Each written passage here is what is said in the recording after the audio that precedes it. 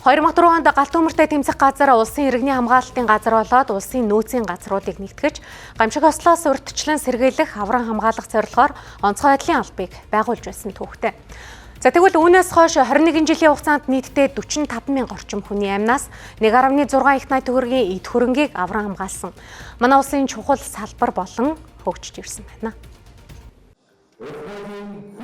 Түүхэн баримтаас үзэхэд эрсдэл уур амьсгалтай Монгол орны хувьд бүхэлдээ болон хэсэгжилсэн байдлаар байгалийн гамшигт нэрвэгцээр ирсэн байдаг. Тийм ч учраас манай улсын хувьд байгалийн гамшигтай тэмцэх асуудлыг өнгөрсөн оны 50-60-аад оны үеэс эхлэн төрийн бодлогын хэмжээнд авч үзэх болсон.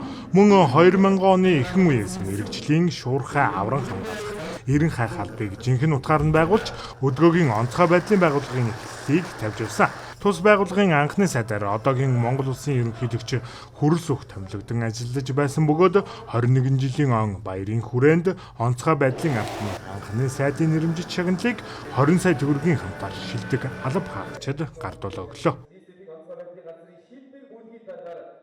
Онцгой байдлын асуудал эрхэлсэн сайдын анхны нэрэмжит шагналаар шагнуулсандаа маш их баяртай байна. За энэ шагнал байна одоо бид бүгдийн онцгой байдлын албанд ажиллаж байгаа алба хаагчдын минь тийм ээ бүгдийн минь одоо нэр төлөөлөл болсон шагнал гэж бодож байна. Тийм энэ шагнал одоо миний гэр бүл болон хамт ажилладаг мөр зэрэгцэн ажиллаж байгаа офицер ахлагч хавч галсан өгчт минь энэ одоо шагналаа гэж бодож байна. Маш их баярлж байна.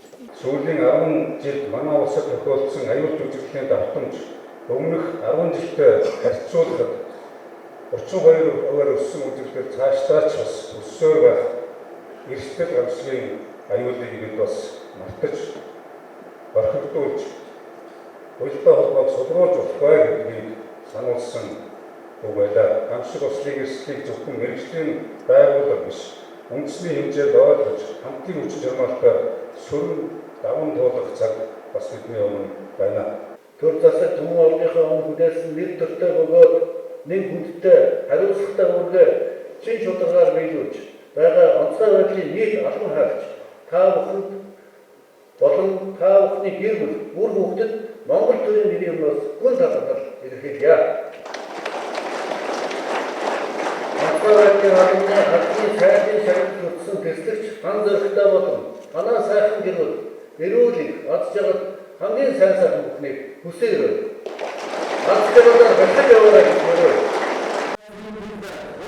Аливаа гамшиг тосол аюулт үзэгдлийн үед тэргүүн игнэнд явдаг хэрлэхэг залуусаараа бахархаж байдаг Монгол улсын ерөнхийлөгч Ухнагийн Хүрэл Сүх илэрхийллээ.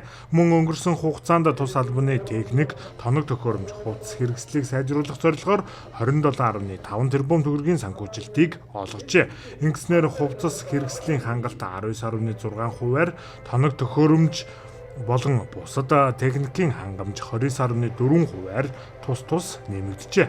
Мөн онцгой байдлын байгууллагын 120 албан хаагчийг Оросын холбооны улс, Польш, Хятад, Турк зэрэг улсуудад суулгаж мэргэжил дээшлүүлэх хөтөлбөрийг хэрэгжүүлж байна.